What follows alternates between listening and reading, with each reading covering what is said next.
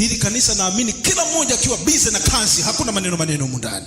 Hakuna maneno humu ndani. Kila mmoja akiwa busy na kazi, tupunguze muda wa kulala. Tupunguze muda wa kulala.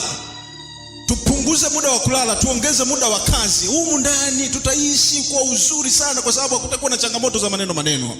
Na hakuna jambo baya sana linaloharibu vitu vingi, linaloharibu saikolojia za watu wengi leo hii kama maneno.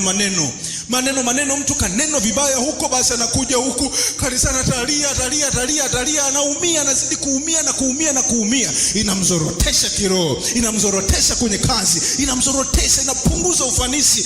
Kwa nini mwanadamu akupunguzia mwendo? Kwa nini mtu ambaye hakuletei ugali, hakuletei chochote akupunguzia mwendo, akupunguzia ufanisi? Hii ni ujinga. Achana nao. Amen. Wapende, waombee, waambie Bwana wasamehe, wafungue macho waweze kuona kwamba hapa tupo duniani, hapa ni muda wa kazi, ni saa ya kuwa busy, kazi. Wape kujua kuhesabu muda walionao. Ungejua umebakiwa na siku ngapi za kuishi hapa duniani, alafu na siku ngapi za kuishi baada ya maisha yako hapa, usingekuwa unadili na vitu ambavyo havina msingi. Umefika mahali unajiachia, unapumzika masaa 6, unapumzika, unalala masaa 12. Ukilala masaa 12, masaa 12 mara 7 ni ngapi? 84 gawa kwa 24 ni ngapi?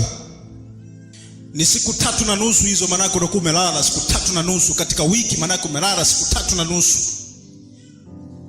Unalala masaa 10 na unakuwa umelala kwenye siku 3 hivi, siku 3 kasoro. Umelala siku 3. Kwa hiyo katika siku 7 umepoteza siku 3 kwenye usingizi. Usingizi umekusaidia nini?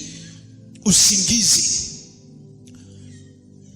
Tujifunze kubudget muda.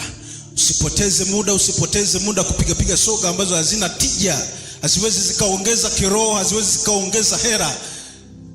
Kuna mtu mmoja akasema simu yangu mimi napokea, kama ina hera napokea, kama ni ya hera napokea, kama sio ya hera.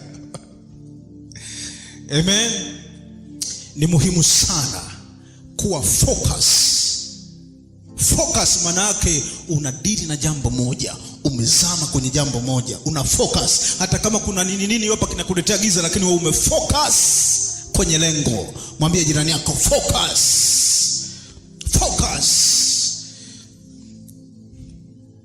Mtumishi wa Bwana, focus. Amen. Yes.